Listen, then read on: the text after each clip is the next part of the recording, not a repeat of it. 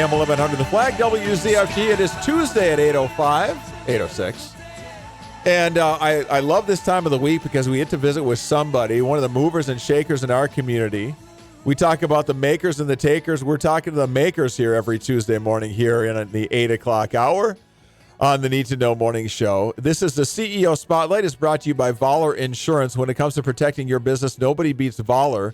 It doesn't cost a penny to ask some questions to set up a visit. Go online to Vaaler.com. That's VAALER.com.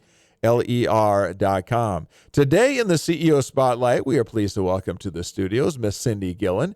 She is the founder and CEO of GoDo. Cindy, welcome to the show. Thank you for coming in this morning. Good morning.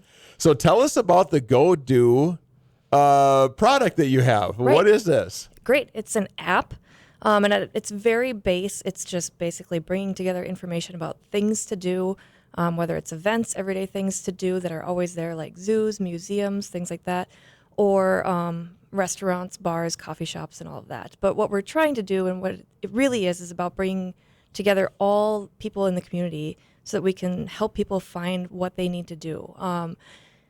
Where it started for me was I was a stay-at-home mom at the time. I had, 2 kids at the time.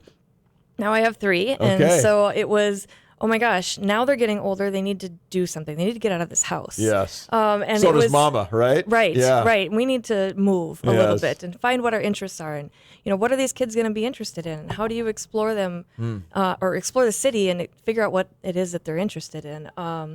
And I had no idea where to start. This was new to me. I'd never had kids before. I wasn't really into babysitting or any of that stuff. So I'm like, where do I find this? And I start just trying to Google. You only get, kind of the same top 3 results every time. And then my son would ever, come over and shut the computer off or bang on the keyboard. And, it became really hard. I'm like, there's got to be some sort of answer for this. And there really, really wasn't anything out there. Everything would just have events. But I'm like, if there's no event that speaks to what we want to do, I need to be able to know what else is out there. Like I said earlier, I've lived in Fargo my whole life. I still forget the zoo exists. Yeah, right. You're sitting there, you're like, okay, what do we do? What do we do? Kids are shouting and there's so much going on. I need to just have something that's easy. And so we really want people to be able to open the app and in 30 seconds figure out what they can do tonight. Yeah. So you decide to take this problem and make a solution out of it through a phone-based app. Yes. Now, did you have experience in app creation or programming or anything like that to help you? I worked for 10 years at Blue Cross Blue Shield in North Dakota. And my role was data analytics. So I knew some stuff about programming. I'm like, it can't be that hard, right? And just go out and play with some numbers and some code. I got myself a Mac and downloaded Swift and started coding it. Yep. I got a very, very basic shell and realized, okay, I need somebody to do this that can do this much better than I can. So it was great because we were able to take that and go out to my friends and say, would this be something you'd want? But then we could take that to a developer and really, do it the right way. And that's what we did. Okay. So tell us about that path of finding somebody to develop that for you and then what they call curating it, which is getting the right stuff on there and putting the whole thing together. So tell us about that process and how long did it take for you to get something together that you were really happy with? Yep. So I actually worked on it for about 8 months myself to work on wireframes and kind of the prototype. And then I was able to take that. We vetted out a couple different developers here in town. I wanted to do it locally so I could work with somebody face to face and see what that was like. We ended up with Myriad Mobile, who's now Bushel. Yeah.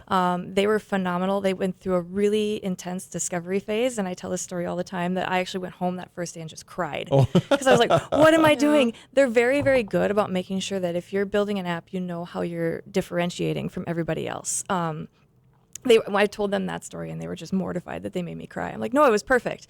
They just asked you the tough questions, it was though. Very tough questions. But you needed to go through that. You needed to do that. You need to know your business plan before you make an app. And I've had a lot of people come up to me recently and say, well, I've got an app idea. How do I do this? How do I do that? And I'm like, there's more than just, hey, this would be a cool idea. You have to have a whole business plan behind it and a strategy for how you're going to roll this out and who's your customer and what does this look like. And all of that has to be thought through when you develop an app so that you know how people would interact with it, and all of that. So they were really intense about that.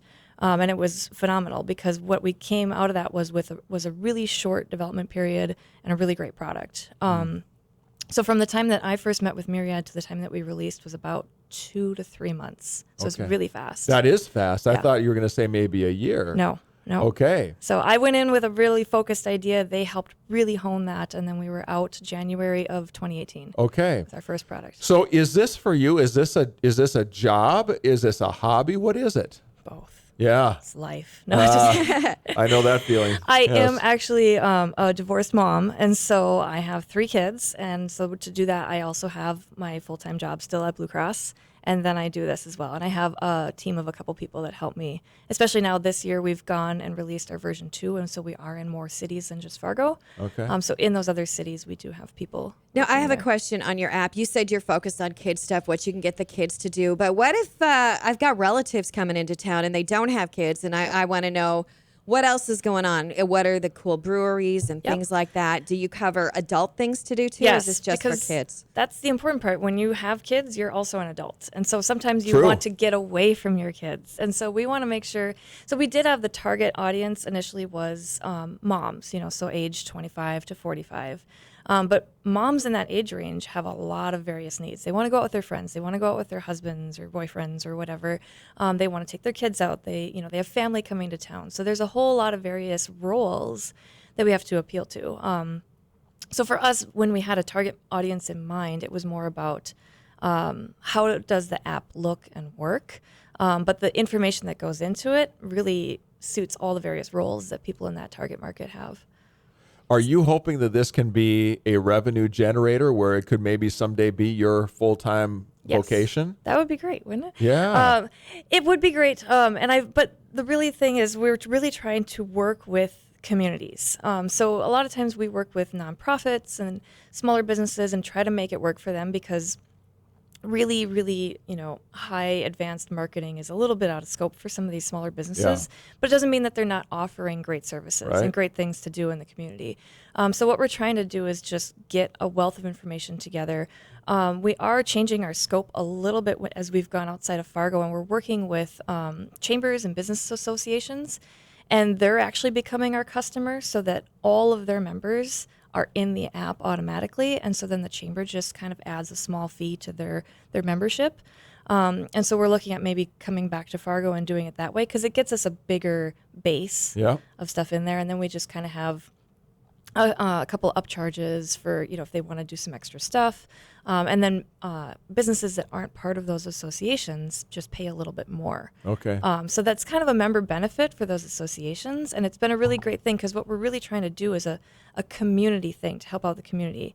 One of the regions that we're in Kansas, they've seen a little bit decline in their population, a little bit of decline in their large school in the enrollment, and they're really looking for ways to help make sure that people want to stay. So they see this as a valuable part of that strategy. And so we really have enjoyed that process. Prior to going to Blue Cross, my master's was actually in marriage and family therapy. Don't even ask me how I made that jump. Actually, you can blame Londa Hager here Okay. and her husband. He worked at Blue Cross and got me there. And it's a fabulous place to work. But my master's was in marriage and family therapy. So I'm really interested in making sure that people find that connection in their community. A lot of things for stay-at-home moms and other people is isolation.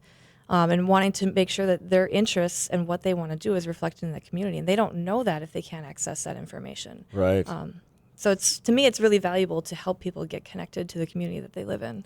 You kind of answered my next question a little bit. I was going to ask you about revenue streams. You obviously want to get compensated for the work you do in some way. I heard you talk about a number of different things. Chambers can put everybody on the app and they just pass along their membership fees.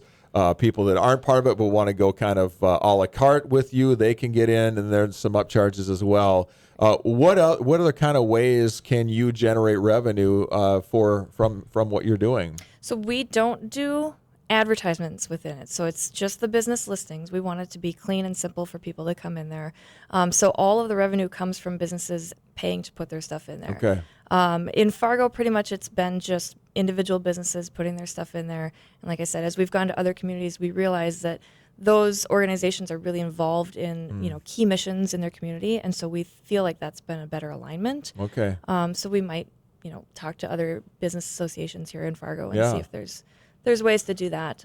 So if I'm Sky Zone Trampoline Park and I want to get on your app, I pay you what, $10 a month or something to be on there? $30. $30 $1 a day. Okay, $1 a day. Just a Yep. cup of coffee a day. That's Yep. how that goes. Yep. Okay. How many businesses do you have subscribed now? Oh my gosh, wasn't prepared for numbers. Oh, sorry. I mean numbers. Is it like more than 10? Or, Oh, yes. Okay. Yep. More Yep. than 100? In Fargo, I think we're a little under 100, and that's Okay. where when we go into other communities, it's been more helpful to have that other Yeah. conversation. Fargo is just big, and there's Yeah. a unique dynamic here is that things are just successful here. Hmm. And so when we've gone to other communities, people understand that they do have to do a little bit more footwork around that and try to get their information out there. And in Fargo, we just have this unique like economic scene right now where businesses start and they kind of just take off a little bit. Yeah. Everybody wants to be out there and doing stuff, and the community is really engaged. So it's not a massive problem, but there are still pockets of people who don't feel like they're represented. Yeah.